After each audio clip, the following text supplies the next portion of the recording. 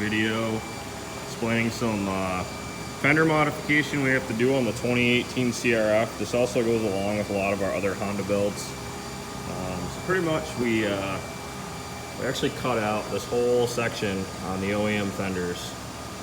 That allows us to use our own fender brackets, our own seat mounting.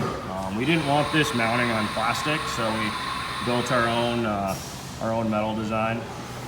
It's a lot stronger than the OEM one, so we also trim up right here, try to get this fitted the best we can. You can put a bolt through here, but this is held pretty good with the factory mounts. We do drill a hole right here.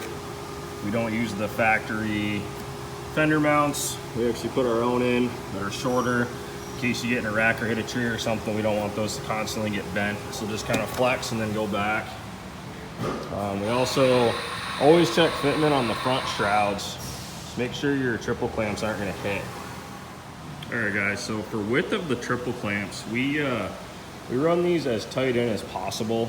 This is for a couple reasons. So when you have them as far in as possible, this allows you to actually steer a little bit farther. So you can get quite a bit of steering out of this machine. This also keeps the fender gaps correct. We don't want to have huge gaps on each side. We try to make these look as best as possible. This is a 350X or 200X style bolt pattern.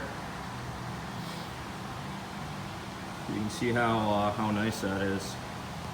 This also allows us to run a standard width axle, and by pulling this in a little bit here, it actually strengthens the axle because you're not having all that extra flex. Now anytime you go to a newer bike, every year it seems like they're making these brakes larger. This is a 2018, so this has a current size brake. We like the clearance part of the caliper. Just take the very edge off. We do that in our CNC mill. You can also do it by hand.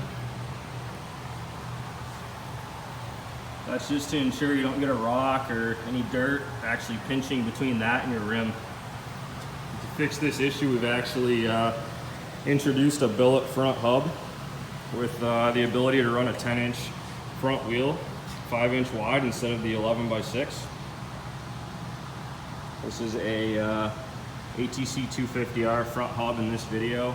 In our future builds, we're actually going to be switching over to our own billet hub, which is right here.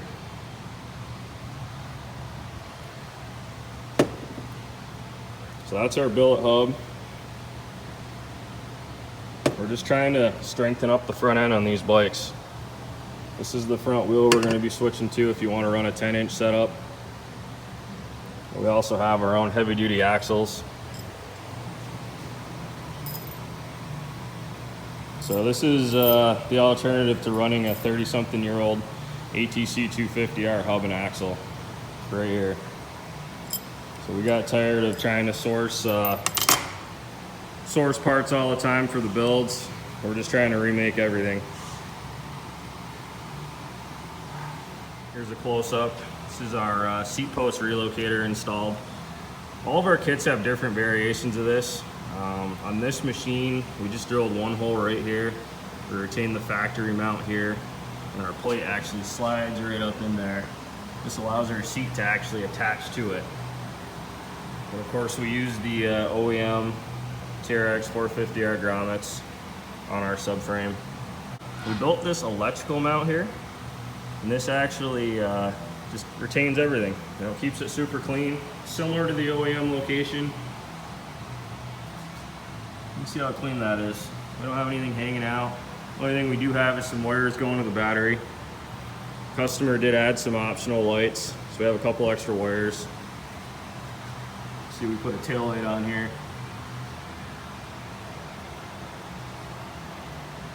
But again, this video is more about trimming plastic and the mods you have to do. These are Meyer fenders, so they have some holes already drilled in them from them. We honestly usually like to run OEM, but for this build, the white actually matched better. So again, we trim all this out. get rid of the stock plastic seat mount. We're running our own. We put some little L brackets here that are fully adjustable up or down. We like to keep the gap between the fender and the seat as tight as possible. This is also our intake hanger bracket. We will be doing air boxes on some of these. This one was more of a performance build. Good shot of the seat post relocator. So yeah, other than trimming some fenders, again, checking your gaps all around. You are gonna spend some time when you buy a kit just trimming plastic. So that's part of building these. Take your time, use a marker, measure, have a buddy hold it. You know, don't just start hacking. Definitely take your time. Remove a little bit as you go. There's no real exact way to do it other than make it fit the best you can. And as you can see, if you take your time, they do come out looking factory. View of our foot peg here. We've had a lot of customers request Nerf bars or heel guards. We will be doing that here in the future.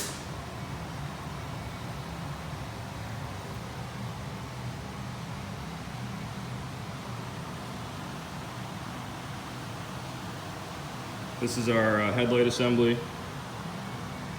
We actually put a switch on here.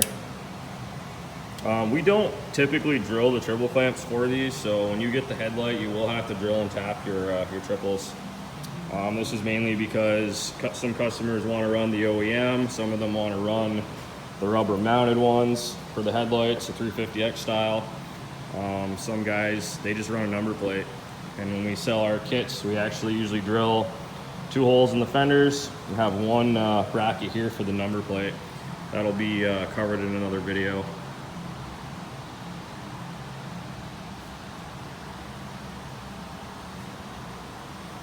If you're running a fat tire, you definitely want to always check your gap up here. Always make sure your brake line's not going to rub. If you have an extremely fat tire, definitely run your brake line on the outside. Again, we're just not going to run wider triple clamps to compensate for wide tires. That's why we went to the 10-inch wheel with the smaller hub. We're just trying to give you guys some more tire options. That still allows you to go up to a 23-inch, let's say a 23/7/10 front tire. This is a 22/7/11 front tire.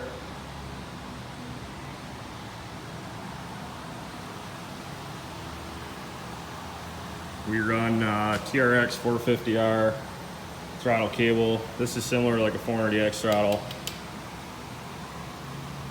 Actually works pretty well on the throttle bodies. We've had no issues. We've actually been running thumb throttles on dirt bikes for years and years now. I personally run them on my own dirt bikes.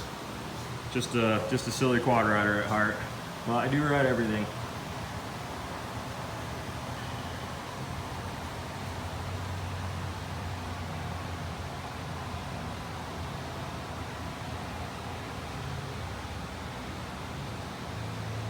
Another thing we do, we actually do re-angle the mid pipes on these.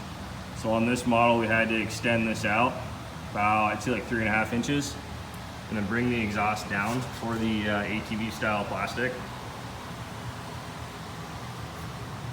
You can see I used some stainless material, TIG welded it back in, got the angles right. Everything fits nice. You always want to make sure your caliper is gonna not hit your exhaust. I recommend pulling your spring off and actually cycling the rear end through the suspension.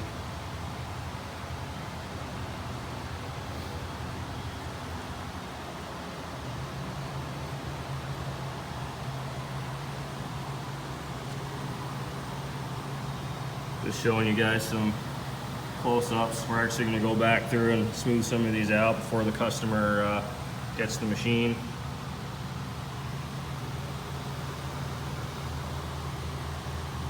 But yeah, that's pretty much how you trim up your plastic. This will work for pretty much 2002 and up. I mean, really anything running the TRX 450R rear plastic. We do this on the Alta build too.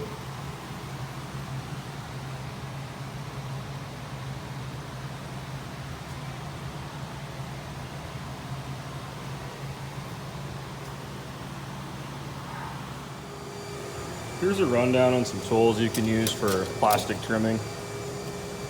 Good old tin snips.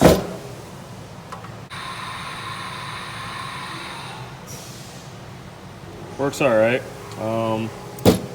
Definitely like to use a Dremel.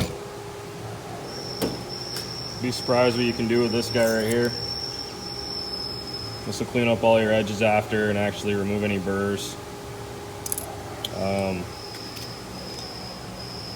What we got here? I've actually used deburring tools also. Just a couple simple things just to get your plastic as clean as possible.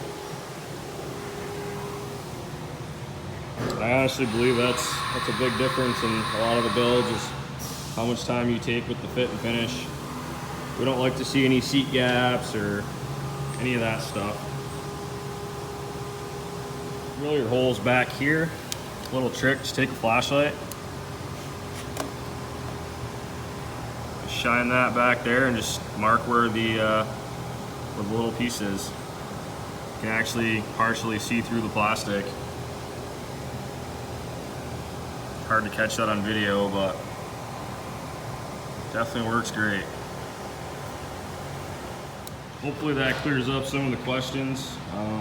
We're obviously here to help out over email or phone if needed. Email is honestly the best way. I like to document everything that we do. If the customer does need help with certain things, I can at least keep track of that. But when you do buy a kit, I definitely recommend a professional install. It's just a lot of little things you got to double check. Routing wires, cutting plastic, make sure you're pressing bearings correctly. Right down to setting your wheel gap, just being real careful, making sure nothing's rubbing. We do press the steering stem free of charge when you buy our triple clamps, so you're more than welcome to send us your clamps from your dirt bike and we'll press those together. And if you guys do want them powder coated a certain color or anodized, that is an option. Right now we're just doing powder coating on the triples and all of our parts. That's something we do in-house, but we're looking into doing an anodizing in the future.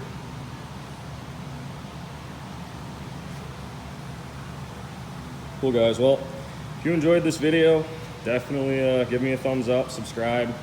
Any kind of feedback we can get, we appreciate it. We're gonna be seeing a lot of cool builds coming, so keep an eye out. Hit that bell so you get notifications every time we release a video. We'd like for you guys to at least check it out. We definitely appreciate the support.